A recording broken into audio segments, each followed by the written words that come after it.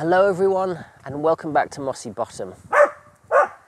Moss says hello too. So it turns out there really are one heck of a lot of introverts out there. I was shocked and really quite overwhelmed by how many of you watched and posted comments on my previous video called How to Thrive as an Introvert. It's genuinely heartwarming to think that by expressing my own reflections on myself and my own life, that I may have, in a small way, helped some of you, even if it's only to realize that you're certainly not alone. And there were so many interesting points raised in the comments, and I read every last one, by the way, that I thought it was worth expanding a little bit on that first video and talking about some of them. I know us introverts like to overanalyze things, so in that spirit, here's part 2, which I've called Introverts Unite or Don't, in tribute to that brilliant comment which I think made every one of us smile. It's a very windy day here in Ireland. It's now late October. We've had a lot of storms this last week and really heavy rain. I can tell that winter is definitely on its way here. I'm sat halfway up an oak tree on the edge of my little forest, which is another spot I like to come and retreat to whenever I need some introvert time. So I thought it'd be the perfect place, if I can survive this storm, the perfect place to film this video, and Moss definitely approves. So let's jump right in. One of the questions that several of you raised, which I personally found really interesting, was whether introversion, in the way I described it, might be another way of labeling Asperger's syndrome or high-functioning autism. And I can see why people who aren't necessarily introverts themselves might ask that question. Because from the outside, there are definitely some pretty stark similarities, like not needing or making many friends, being inwardly focused, and being uncomfortable in or exhausted by social situations. But there is, in my opinion, an even more stark difference, and that has to do with empathy. One of the defining characteristics of people with Asperger's syndrome seems to be, from the research I did, an inability to infer the feelings and emotions of others. And that, I would think, is why social interaction can be so challenging for those people, because they struggle with social cues and working out how to respond or act. But introverts, I think, are the absolute opposite end of that spectrum. We infer the feelings and emotions of others too much and care too much about those feelings and emotions, and particularly the way that what we say and do impacts on them. To the point we almost lose ourselves. We lose our sense of identity. Many of you use the term energy sponge in the comments, and that absolutely applies to me too. When I'm out here in nature with animals, even this one down here, I get to be me on my own terms. And that's never been true when I'm around other people, at least most people. And like most of you out there, there are people in my life that I'm very close to, but certainly not many. And I'm utterly content to keep it that way. So that brings me nicely onto the subject of groups. Many of you touched on this in the comments, that it's far easier to talk to individuals one-on-one than it is to socialize in a group. And I can absolutely relate to that again. Definitely applies to me. And I think this is where introverts get wrongly labeled as shy, because in a group dynamic, we tend to go quiet and turn into the proverbial wallflower. And of course, society tells us that being a wallflower or the quiet one in the background is a weakness or some sort of failing which has to be overcome. And that honestly makes about as much sense as saying that being a social butterfly is a weakness that needs to be overcome. It's just the way we are as individuals. And the only thing that needs to change is society's acceptance of that. But if we're not shy, then why do introverts struggle more in groups than in one-on-one social situations? Well, if you're very empathetic and tend to take the position of others in conversation, then it's much easier to focus on one person whom you can sort of tune into than multiple people, each with different perspectives and ideas. I think in group situations, introverts tend to doubt themselves more because it's harder to anticipate how what they say or do is going to be interpreted by multiple people. Basically, it just ramps up the exhaustion level, sometimes to the point of being overwhelming.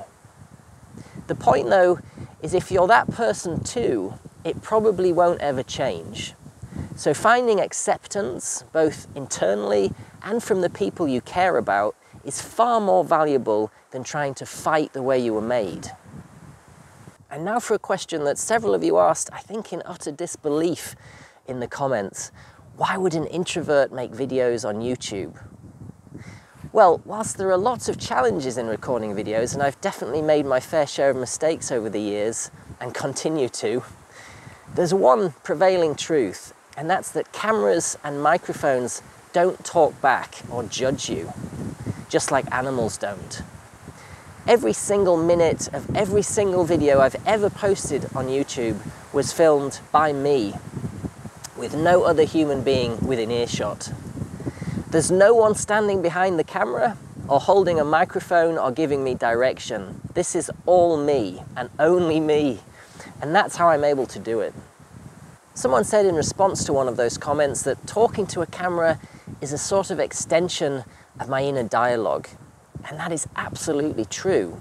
While I work, I think, and I don't find it hard to sit and talk to a camera, apart from the technical challenges, because all I'm really doing is giving voice to my inner thoughts. The only thing I do find hard is when the world of YouTube begins to infringe a little bit on this world, on my reality. That's tough, especially for someone like me.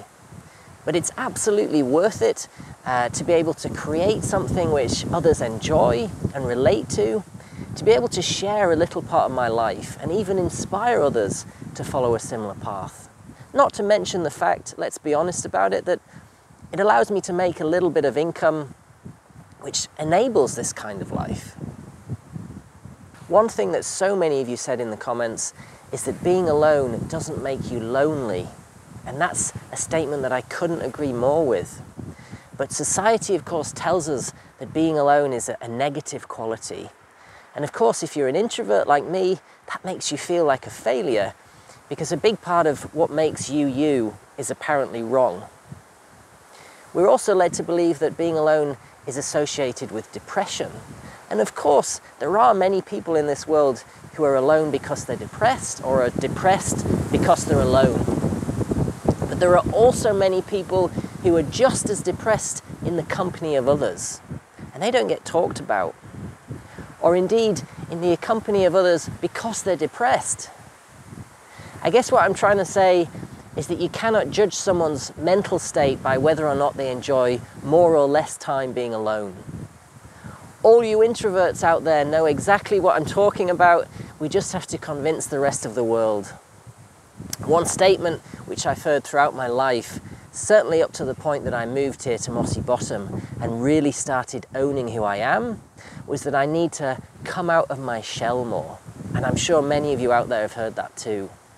And ironically, I think the thing that finally did make me come out of my shell, in my way at least, was embracing my introverted nature and changing my lifestyle to suit that. That's what gave me confidence. That's what gave me a voice. Because if you can find a way to be happy, it'll show in everything you do, whether you're an introvert, an extrovert, or somewhere in between.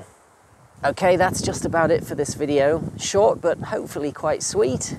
I think I underestimated how challenging it would be filming halfway up a tree, holding the camera and mic and all the other stuff, but you live and learn.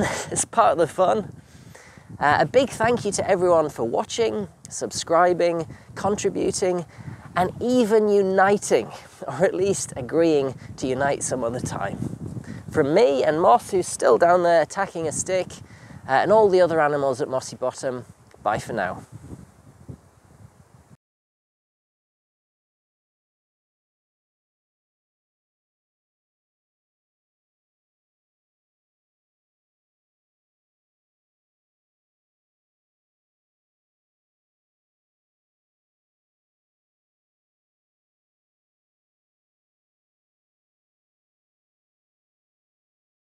So that brings me nicely onto this. Yes, I know, Moss. don't think he likes me climbing trees. He gets very jealous. While I'm up here conducting serious business, Moss is down there. Well, I guess you could argue it's equally serious, waging war on a stick. Mossy dog versus mossy log, right there. Usually the log wins. No, Moss, come here. Come here, sit. Come, sit, stay. Oh, Jesus. Come here, sit down. But introverts, I think, are at the absolute opposite end of that spectrum. We infer no respect for the process. Yes. Good boy, Moss dog.